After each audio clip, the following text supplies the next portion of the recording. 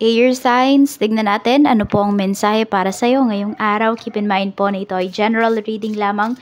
So, hindi po lahat ay makaka-relate. So, be open-minded. Sa mga hindi pa po nakasubscribe dito sa ating channel, please subscribe na po kayo and pa-like na din po ng ating video. At sa mga nais pong mag-avail ng ating private readings ng ating Evil Eye Amulet Necklace at ng ating TRS Bracelet, makikita nyo po yung link sa description box. Tarot Intentions by Aliana Reyes. Okay, tignan po natin kung ano ang mensahe para sa'yo ngayong araw. Air signs, we have get out of your comfort zone. So, ayan po. Kung napapagod na kayo sa paulit-ulit na lang na nangyayari sa life ninyo, kailangan nyo pong lumabas sa comfort zone ninyo. Mag-try po kayo ng mga bagay na hindi nyo pa natatry or mga bagay na curious kayo pero natatakot kayong subukan. So, yan. Diba? It sparks your curiosity. Dapat itry nyo yan. Para magkaroon kayo ng peace of mind dito. Either you break it or you make it, at least you try. Yan po. Tignan natin. Ano pa yung mensahe para sa'yo? Okay. Ano pa yung mensahe para sa'yo?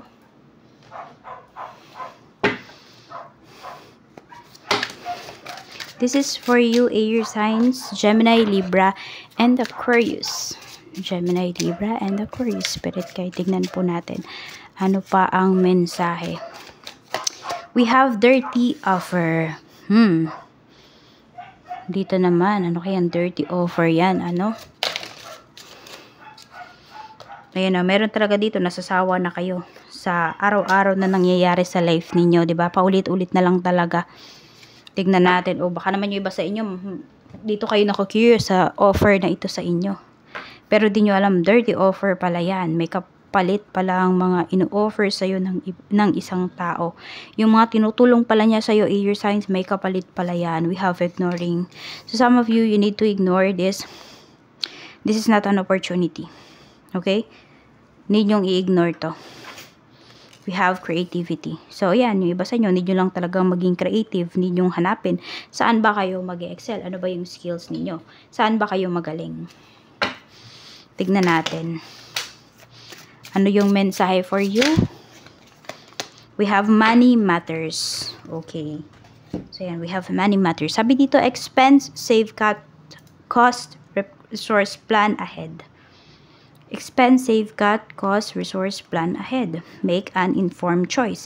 Invest your money wisely. Saan ba napupunta ang pera ninyo? Sa pagkain lang ba? Air signs? Okay. You should limit it. Okay? As much as possible, dapat nagtatabi kayo ng pera every time na sumisweldo kayo. As in, wag lahat talaga, no? Wag lahat. Napupunta lang dapat sa pagkain. Okay. Wag din dapat lahat ubos-ubos. Dapat may tinatabi kayo kahit magkano lamang para in case of emergency, in case wala kayong mautangan, meron kayong madudukot kahit papaano. So, tignan natin ano pa yung mensahe para sa'yo. Ayan, money matters.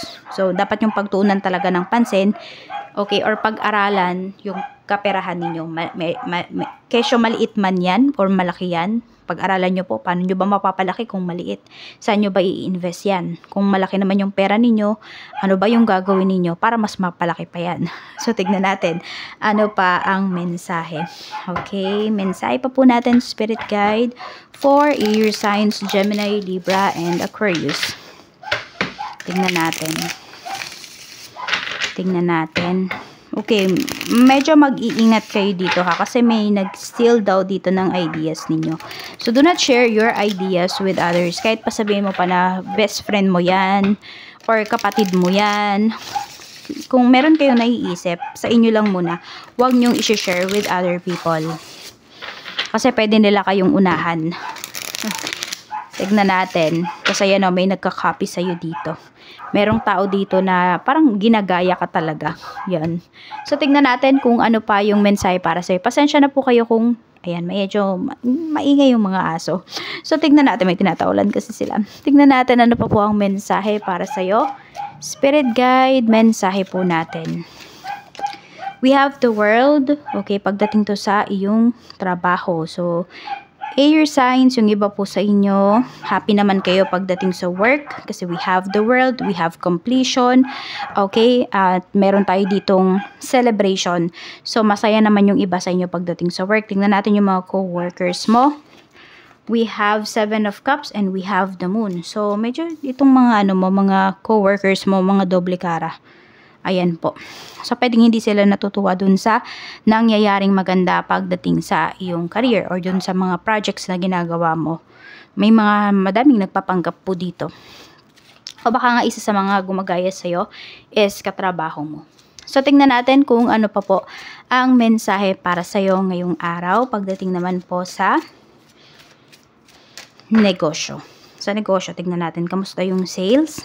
We have 5 of Wands. So, very competitive naman yung inyong business. Maganda naman po yung sales. Lumalaban naman siya.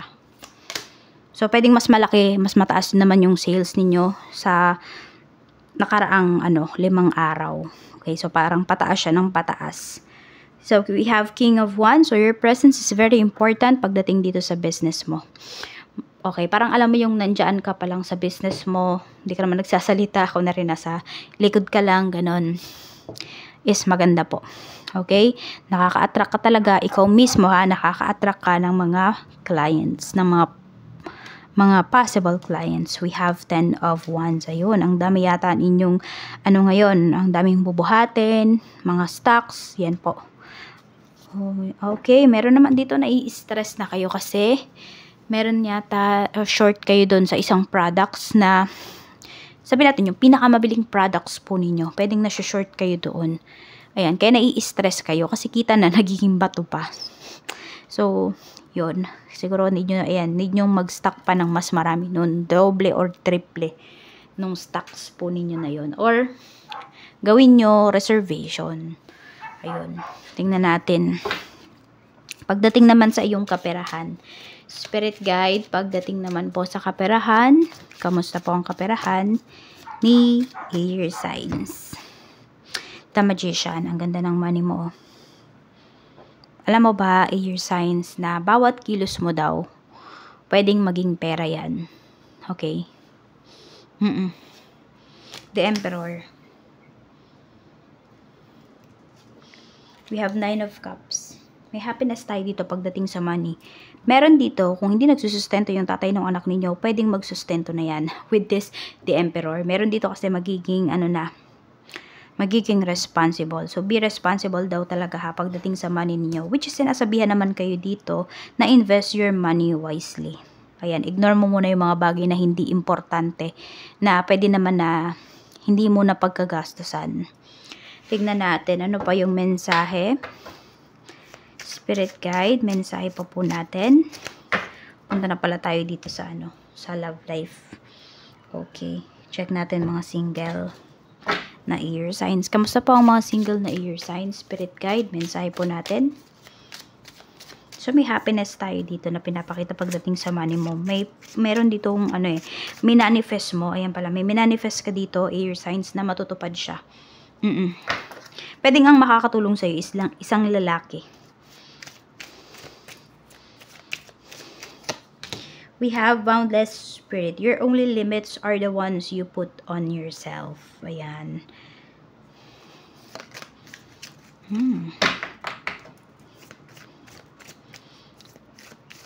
So, ito, marami naman sa inyo, air signs, naman, parang tanggap nyo na kung magkaroon man kayo ng relationship or hindi. Ngayong taon na to Ayan. So, sabi nga dito is, ang limit mo lang naman is yung nililimit mo sa sarili mo. So, your life is limitless. Yung pagiging single mo is pwedeng matuldukan yan. But, it's up to you. Nasa sayo yan. Kaya sinasabi din dito, get out of your comfort zone. Kasi, pwedeng kumikilala ka ng mga tao, pero yung mga kinikilala mong mga tao, sila-sila lang rin. Nasa circle mo lang. Para-parehas lang ng ugali. Yung tipong ganun. So, tingnan pa natin. Empathic bridges. Embrace healing by being kind, balancing life's contrasting forces. Ayun nga po, no? So, wag na kayo malungkot kung kayo man ay single. Ang mas maganda dyan ay Totoo kayo sa sarili ninyo. Okay? At masaya kayo. Kailangan nyo maging masaya, no? Huwag nyong idepende yung sarili ninyo sa pagiging masaya. Kailangan masaya ako pag may relationship. Hindi dapat ganun. Bonus na lang yun eh. Dapat masaya kayo on your own. Happy kayo. So, ayun po. Kasi totoo, iba-iba tayo ng path, 'di ba? Iba-iba tayo ng purpose. May mga tao na nandito sa earth na hindi talaga sila mag-aasawa or hindi talaga sila magbibigyan ng partner. Iba yung life purpose nila. So, some of you, yun. Pwedeng wala kayong partner pero you will be happy kapag natuklasan ninyo ano ba yung life purpose ninyo. So, tingnan natin para naman po sa mga in a relationship. Reciprocal lines. Navigate boundaries with grace, mastering the art of give and take in harmony. Okay, so give and take dapat now dito sa relationship ninyo. Kung sinusuportahan ka ng person mo, suportahan mo rin siya dun sa mga gusto niyang gawin na alam mo na magiging better siya or alam mo na makakabuti sa kanya. Pero kung hindi, di ba, pwede mo naman siyang pagsabihan. Okay, be honest with them. Yan yung magagawa po ninyo na maging honest din kayo sa isa't isa. Okay, sana walang napipilitan dito, 'di ba? Pagdating sa magkarelasyon, yung kunwari hindi talaga labag sa loob mo na pumapayag ka dun sa gusto ng person mo. So dapat hindi ganoon. Dapat may willingness kayo dun sa ibibigay nyo na love, 'di ba? Dun sa person po ninyo. So that walang pilitan. Tignan natin. Dapat nare-reciprocate, no? Yung love. Dapat talaga may give and take. Check natin pagdating naman po sa mga married natin. Sa mga married naman, we have leadership's rule. Lure pala. Leadership's lure. Dominant spirit, fueled by pride, yet true color lies in wisdom's embrace. Yan. So, ayan po. So, pwedeng, sino bang nasusunod dito sa relationship ninyo? Ikaw ba? O yung asawa mo? Meron talagang, marriage na nagwo-work kapag submissive yung babae sa kanyang asawa. Okay. Ito naman kasi, pwedeng mataas yung pride ng asawa mo. Okay. Pwedeng napaka-dominante niya.